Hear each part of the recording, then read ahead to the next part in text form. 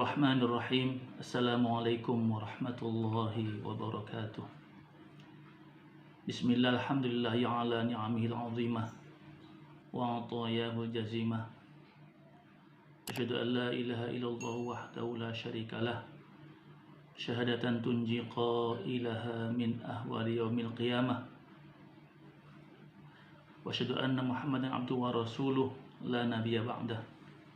Allahumma sholli wa sallim wa barik ala hadzal nabiyil karim wa ala alihi wa ashabi ajma'in ila yaumiddin, amma ba'd.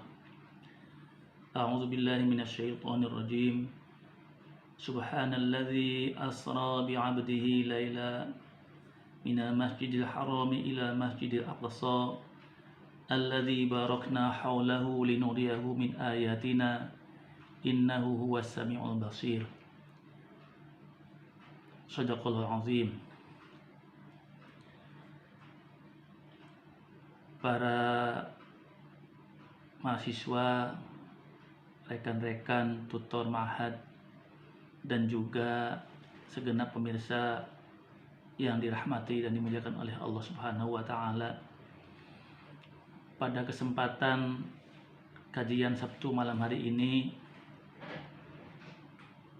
marilah kita ambil kesempatan momentum yang berkaitan dengan bulan Rajab, di mana kita sekarang tengah memasuki pertengahan di bulan Rajab tahun ini. Dan seperti yang kita tahu bersama dan kita laksanakan di mana-mana, peringatan Isra Mi'rajnya baginda Rasulullah SAW, dan terus disampaikan, dikaji, ditafakuri hikmah-hikmah, pesan-pesan, dan pelajaran-pelajaran yang bisa kita ambil manfaatnya melalui peristiwa tersebut dan juga peringatan-peringatan Isra Mi'raj ini. Kalau kita melihat kepada keumuman makna ayat tadi, subhanalladzi asra bi 'abdihi laila, Maha suci zat yang telah memperjalankan hambanya, yakni baginda Rasulullah SAW, di suatu malam, minal masjidil harami ila masjidil aqsa, dari masjidil haram ke masjidil aqsa, alladzi barakna haulahu, yang kami berikan keberkahan, kata Allah, di sekitarnya, linuriyahu min ayatina, agar kami memperlihatkan kepadanya di antara ayat-ayat kami. Innahu huwas samiul basir, sungguhnya Allah adalah yang maha mendengar lagi maha melihat.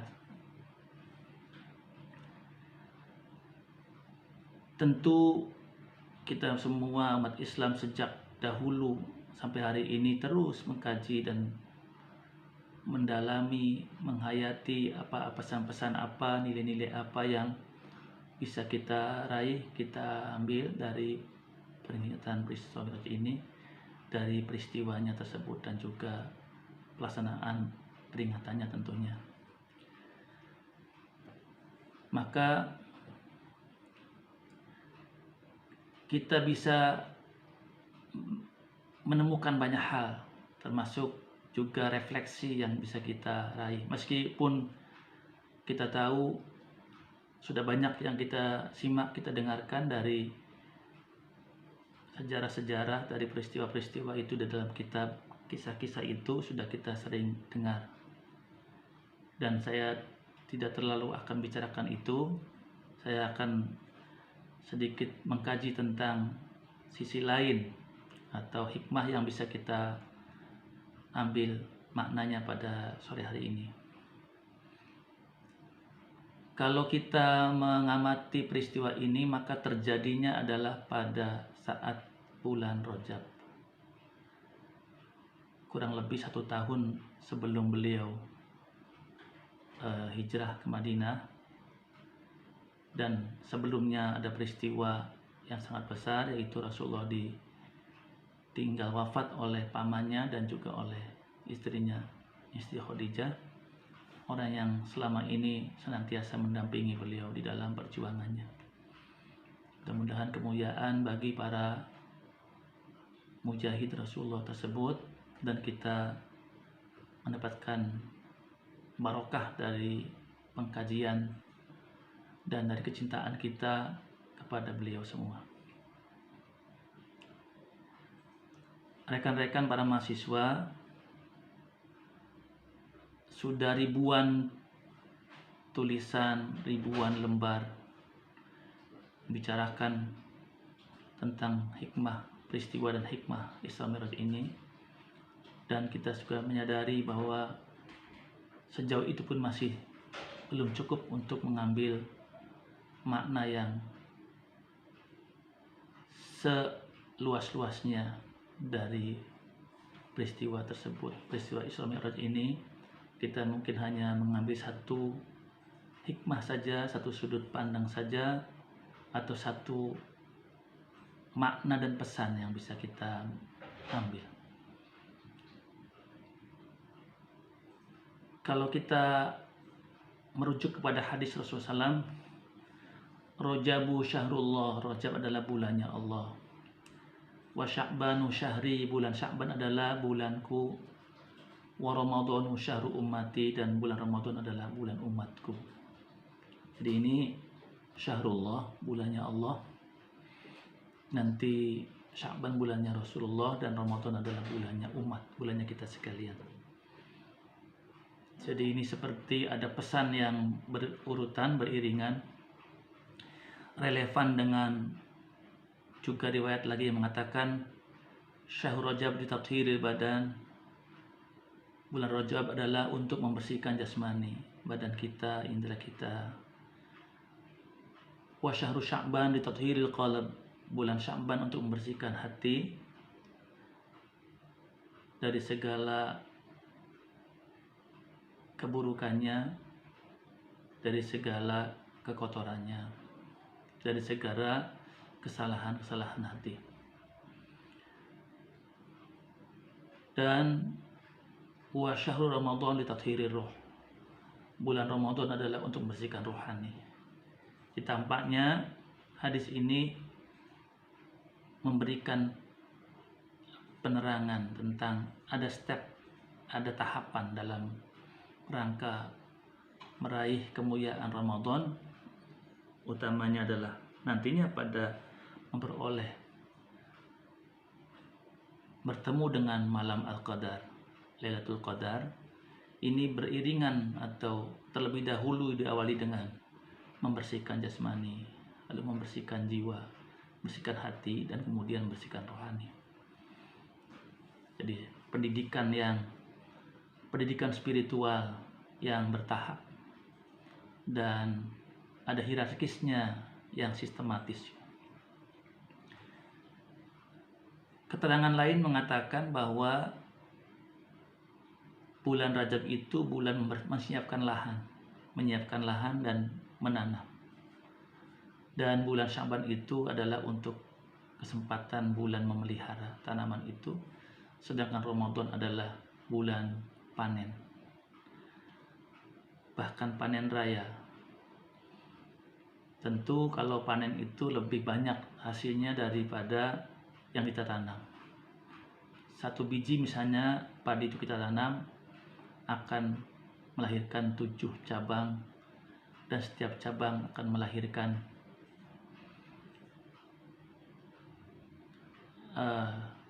sejumlah tangkai lagi, dan satu tangkai bisa isinya 100, jadi sekitar 700. Itu yang pokoknya. Tapi juga sebenarnya ada yang lain, yakni panen. Tidak hanya sekedar padi atau beras, tapi juga menghasilkan dedaknya, menghasilkan menirnya, menghasilkan batang padinya, yaitu sebagai rumputnya. Jadi maka kalau hati kita itu ditanami dengan, atau senantiasa dikondisikan dengan senantiasa menghadirkan Allah Subhanahu wa taala, maka kesempatan untuk tumbuhnya rumput menjadi semakin lebih minim, karena sawah kita, ladang kita, ladang hati kita sudah diisi dengan padi, dengan zikrullah, dengan taqarrub pada Allah dan seterusnya, akan menumbuhkan hasil yang lebih baik. Kalau tidak kita tanami dengan zikrullah, taqarrub pada Allah, mendekat kepada Allah, maka boleh jadi yang tumbuh adalah dunia dan juga bahkan sifat-sifat buruk lainnya. Bukan hanya rumput yang tumbuh, tapi juga boleh jadi ilalang dan juga pohon-pohon duri yang apabila terkena panas bisa jadi terbakar dan habis tidak memperoleh apa-apa. Di manakala kita sudah mempersiapkan lahan itu untuk ditanami kebaikan, amal soleh, dan terutama hati diisi dengan zikrullah, karena qalbul mu'min baitullah ta'ala, hatinya orang mukmin adalah rumahnya Allah, maka insya Allah akan tumbuh padi yang baik yang menghasilkan satu biji bisa melahirkan 700 biji lainnya. Selanjutnya kalau kita lihat secara umum peristiwa ini di dalam Al-Quran, eksplisitnya sebenarnya hanya bicara tentang Isra, perjalanan Rasulullah di malam hari, yang oleh mufassir dijelaskan sebagai perjalanan di malam hari dari Masjidil Haram di kota Mekah ke Masjidil Aqsa di Palestina, dan itu hanya beberapa saat saja. Namun dalam banyak keterangan hadis sebenarnya Rasulullah juga Mi'raj, yakni ke langit 7, ke Raf-Raf, bahkan ke Sidratil Muntaha sampai di bawah Arash. Itulah perjalanan beliau yang oleh para ulama umumnya meyakini bahwa perjalanan beliau adalah perjalanan sebagai hamba, maka hamba itu adalah terdiri dari jasmani dan rohani, jasmani, jiwa dan rohaninya sekaligus, dan itu dinyatakan oleh Allah dengan subhana, maha suci, allati dzat, dan seterusnya. Jadi artinya ini sudah menunjukkan bahwa di situ ada kemahakuasaan Allah yang tidak memiliki kelemahan. Kehendak Allah maha mutlak, maha kuasa. Maka standar penerimaan terhadap peristiwa Isra Mi'raj itu adalah standar iman. Sampai hari ini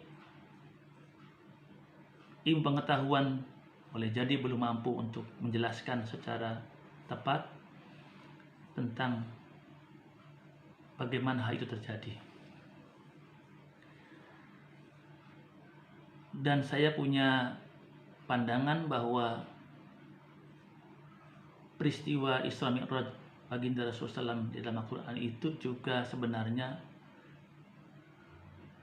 menurut hemat saya atau hemat kami bukan sekedar cerita tentang Rasulullah ansih atau semata-mata, tapi juga sebagai sebuah petik ya, motivasi kepada kita agar kita senantiasa rindu untuk Mi'raj kepada Allah Subhanahu wa taala, dan kita yakin bahwa Allah pun sangat rindu kepada kita.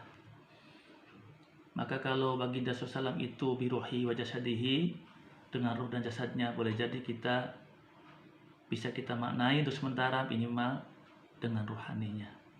Karena pada dasarnya ruhani itu tidak ada batasan perjalanannya dengan sekat-sekat jasmani.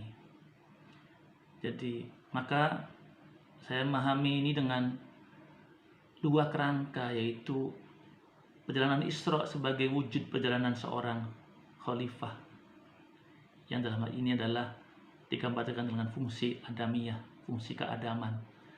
Kita dan Rasulullah sendiri pun demikian, meneruskan fungsi Nabi Adam itu sendiri sebagai khalifahnya, dan juga naik ke atas sebagai fungsi kehambaannya, fungsi kehambaan. Jadi katakanlah sebagai kesalehan spiritualnya.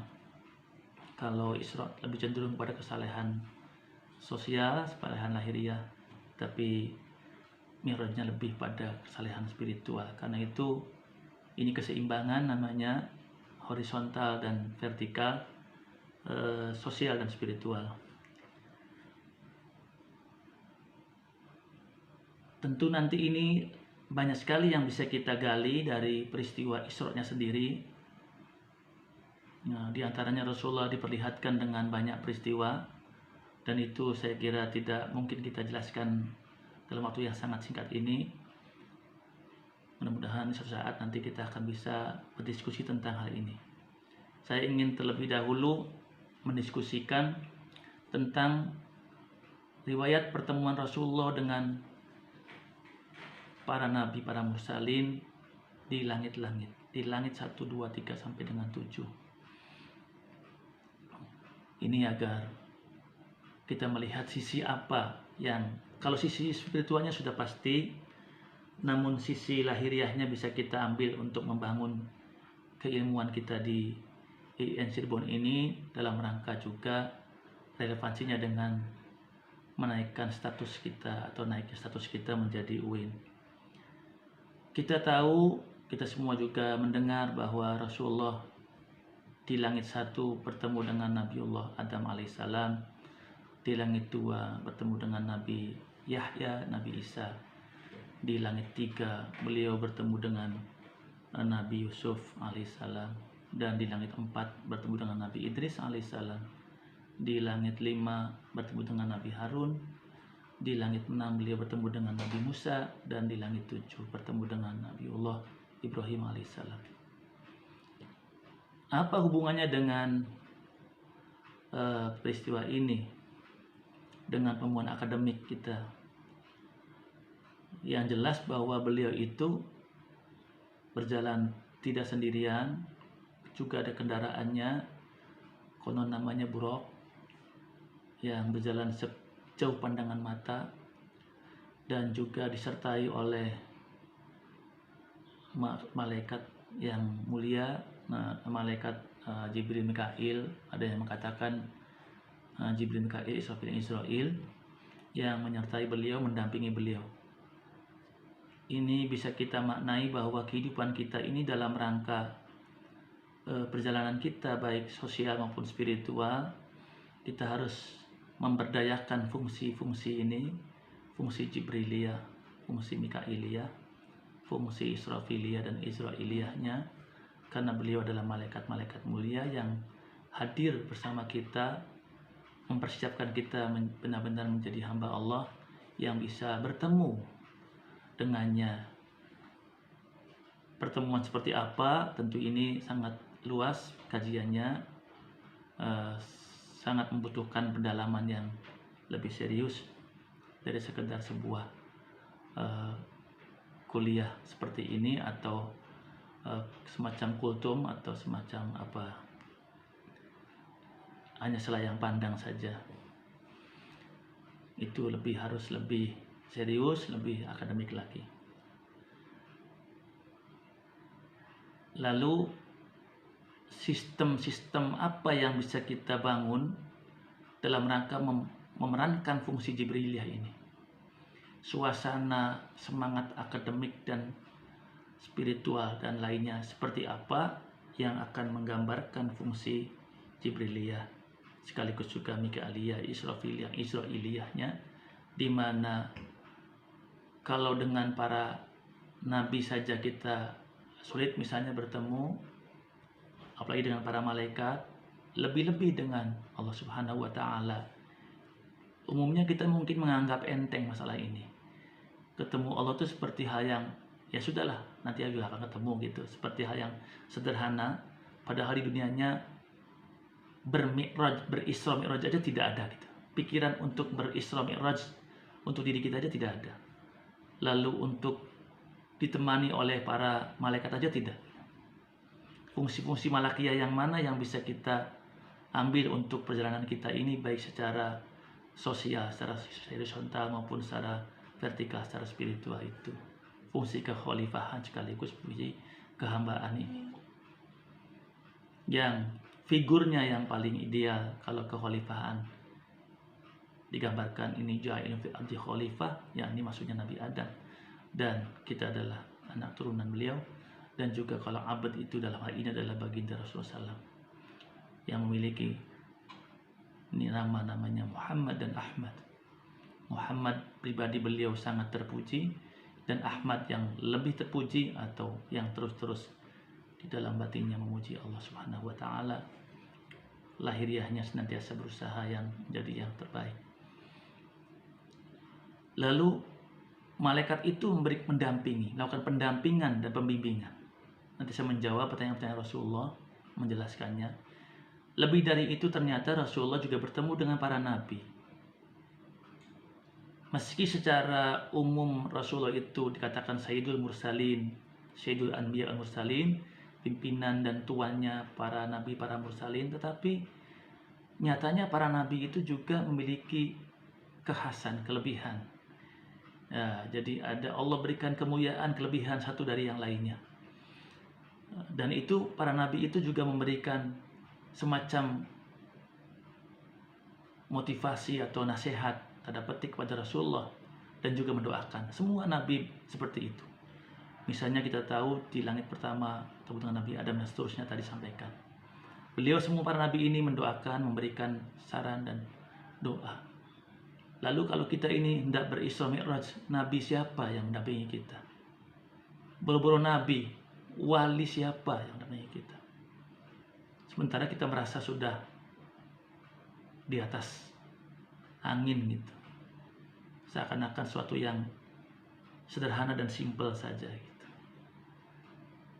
Bahkan Rasulullah sendiri tidak sederhana karena beliau dioperasi terlebih dahulu, dibersihkan jantungnya, dioperasi seterusnya, dibersihkan diisi hikmah, disiram dengan zam-zam dan sebagainya. Yang tiba pada kita bahwa sebelum Isra Mi'raj itu kita membersihkan diri juga, lahir batin tadi, jasmaninya, jiwanya dan rohaninya. Kemudian Nabi Adam itu sebagai sosok nabi yang bisa dilihat dari sisi dunianya ya, sosiologisnya, spiritualnya saya belum akan bicara saat ini. Sosiologisnya, historisnya atau sisi kemanusiaannya, beliau adalah seorang petani ya, seorang tanilah pertanian, pakar di bidang pertanian dan peternakan. Jadi fakultas pertanian dan peternakan ini sebenarnya guru besarnya adalah Nabi Adam. Nah, kalau Nabi Adam yang mau mengajarkan kepada profesor-profesor kita, namanya ini asli gurunya Nabi gitu. Namun kemudian ada Nabi Yahya. Nabi Yahya itu lebih dikenal kepada ahli hukum, pakar hukum. Di sini ada jurusan hukum, S3 hukum juga ada. Ya saya kira mudah-mudahan ketemu dengan Nabi Yahya ya gitu. Kalau mendekat aja tidak, mimpi juga tidak, saya nggak tahu akan ketemu tidak, itu masalahnya di situ. Nah, Nabi Yahyanya harus dekati karena beliau ahli bidang hukum. Nabi Isa ini nabi yang dikenal sebagai orang yang ahli bidang kesehatan.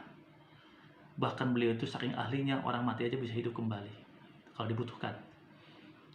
Jadi ini kedokteran. Maka kalau menjadi UIN ada kedokterannya, ya Nabi Isa dipanggil lah kira-kira. Dibawalah. Jangan ditinggalkan, jangan diingkari. Jangan diingkari, tidak diakui gitu. Ini basis keilmuannya. Dan saya kira tidak ada didengar di dunia ini seorang dokter itu ilmuwan yang seahli Nabi Isa lah gitu kira-kira. Nah, karena itu ini penting untuk UIN kalau mau gitu ya. Kemudian yang berikutnya adalah ada nabi yang lain seperti Nabi Yusuf alaihissalam.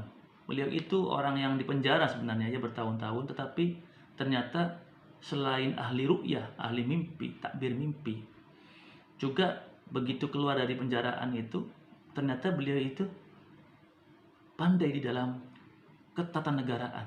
Nah, di sini ada sekolah jurusan tata negara Islam, ketatanegaraan, pemerintahan Islam, dan kemudian menjadi koordinator menteri dalam soal masalah-masalah paceklik, masalah-masalah musibah negara nasional, musibah nasional kayak pandemi seperti ini, Harusnya Nabi Yusuf ini yang ngajarin. Kemudian juga beliau juga ahli di bidang pertanian. Jadi teknologi pertaniannya beliau pakar itu, sehingga 7 tahun pacaklik pun masih bisa bertahan gitu. Kelapanya bisa bertahan, padinya, jagung, semua pokoknya tanaman-tanaman yang boleh jadi seperti itu. Misalnya ini mah gambaran saja, karena saya tidak tahu waktu itu yang tanam apa. Tapi intinya beliau bisa menggunakannya untuk 7 tahun berikutnya gitu. Sekarang ini ada nggak teknologi pertanian yang bisa menyiapkan itu untuk 7 tahun kemudian gitu. Nah, ini kan sebuah teka-teki yang memang harus dikaji secara ilmiah, tapi contohnya sudah ada. Kemudian ada lagi yang Nabi berikutnya adalah Nabi Idris alaihissalam. Kita tahu di langit keempat Nabi Idris alaihissalam itu adalah seorang yang ahli di bidang tenun, di bidang kain gitu, di bidang beliau adalah ahli hisab. Jadi jurusan matematik itu adalah gurunya ya Nabi Idris itu. Di bidang falak, di bidang ilmu perbintangan itu ada beliau ahlinya. Jadi kalau mendirikan jurusan falak ya mestinya ilmunya beliau ini diambil, jangan jauh-jauh dari beliau. Kemudian ada Nabi Harun di langit ke-5. Beliau adalah seorang yang ahli di bidang diplomasi, ahli bahasa, jurusan bahasa Arab Inggris, jurusan bahasa Indonesia, ini sastra, ini mestinya berguru kepada Nabi Harun alaihissalam. Bahkan beliau itu berdiplomasi dengan Fir'aun, orang yang top markotop lah. Secara kekuasaan Fir'aun itu luar biasa, juga didampingi oleh Korun, Haman, dan seterusnya. Bahkan tukang sihir dan sebagainya itu awalnya berpihak pada Fir'aun, dan Nabi Harun dan Nabi Musa ini mampu berdialog, berdiplomasi dengan Fir'aun, dan hujah Fir'aun itu dapat dikalahkan. Jadi ini bahasa yang tidak hanya bahasa lahiriah tapi juga bahasa ilahiyahnya, bahasa tauhidnya, tidak hanya teknis bahasa.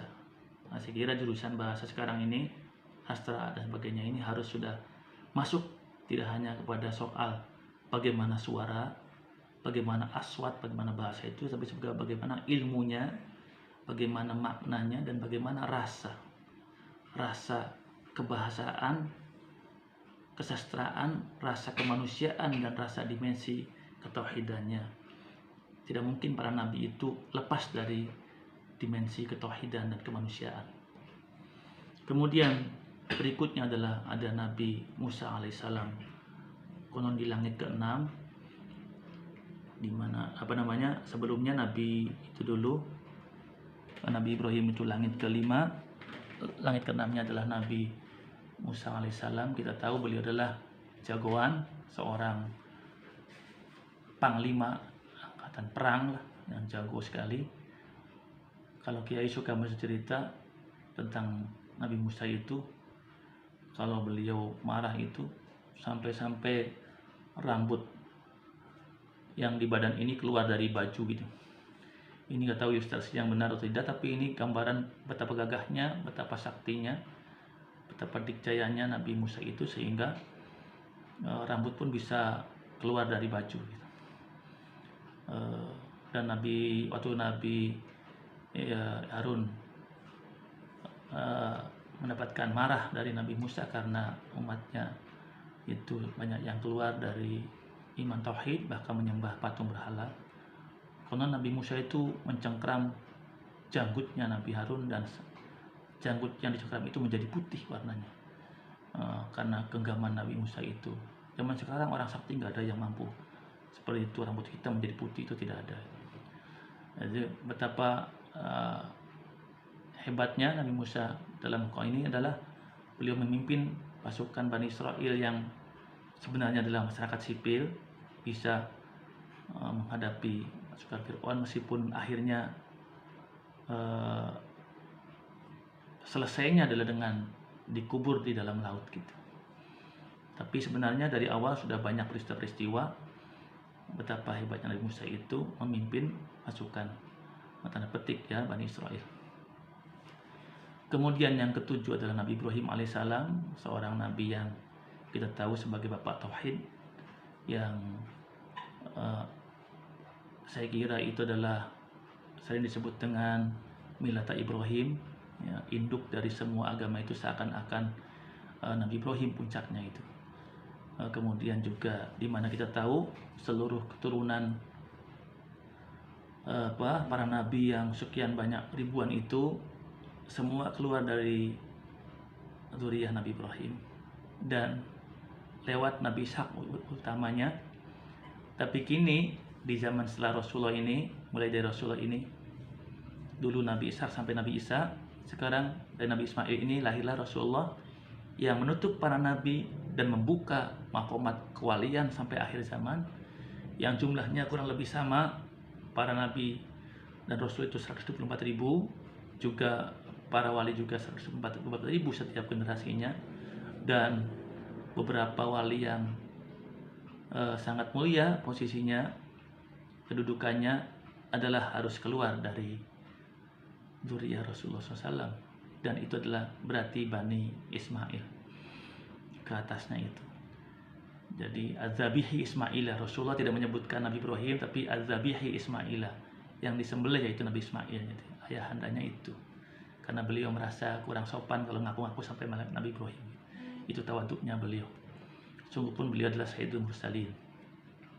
Nah, jadi Nabi Ibrahim juga kita tahu mengajari raja waktu itu, bahkan umat manusia waktu itu, zaman itu, tentang bagaimana belajar bertauhid dengan melihat fenomena alam, mulai dari bintang, bulan, matahari dan seterusnya, sampai akhirnya menemukan hanya Tuhan sajalah pencipta matahari lah dan pencipta alam inilah Tuhan yang sebenarnya yang berhak untuk disembah. Ini saya kira secara filsafat beliau adalah bapaknya filsafat Islam, bahkan filsafat dunia juga kita tahu rujukannya adalah Nabi Ibrahim alaihissalam. Semua para filosof itu rujukan keilmuannya adalah sebagai bapak filsafatnya dan bapak tauhidnya adalah Nabiullah Ibrahim alaihissalam. Dan saya kira secara akademik keilmuan kita itu akhirnya ternyata induknya adalah kepada para nabi, para mursalin, yang beliau adalah ikut memberikan motivasi, memberikan doa kepada Rasulullah SAW saat Isra Mi'raj. Pertanyaannya, kita siapa yang motivasi, siapa yang mengikrajkan? Bahkan jangan-jangan tidak pernah bermimpi sama sekali untuk Isra Mi'raj. Meskipun Isra Mi'raj secara spiritual, secara ruhaniyah.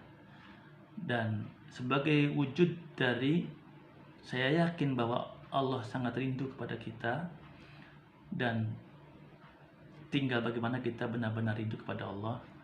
Dengan cara apa peningkatan Isra Mi'raj itu? Apakah dengan meningkatnya aspek-aspek kesolehan sosial kita dan kesolehan spiritual kita? Karena Isra bisa dibilang cenderungnya kepada kesolehan sosial, prestasi-prestasi kita secara kemanusiaan, tetapi juga Mi'rajnya adalah prestasi kita secara dimensi ilahiyahnya, sebagai wujud kehambaan kita di hadapan Allah Subhanahu wa taala. Saya kira demikian yang bisa kita diskusikan saat ini. Mudah-mudahan di lain waktu kita bisa mendiskusikan kembali sisi-sisi lain yang bisa kita gali makna dan hikmahnya. Saya tidak tahu yang aslinya, tapi ini adalah semacam saja refleksi yang bisa kita ambilkan manfaatnya untuk kita sekalian, khususnya rekan-rekan mahasiswa IAIN Syekh Nurjati Bidkon, lebih-lebih di lingkungan Ma'had Al-Jami'ah IAIN Syekh Nurjati Bidkon. Demikian, subhanakallahumma wa bihamdika asyhadu an la ilaha illa anta astaghfiruka wa atubu ilaik. Assalamualaikum warahmatullahi wabarakatuh.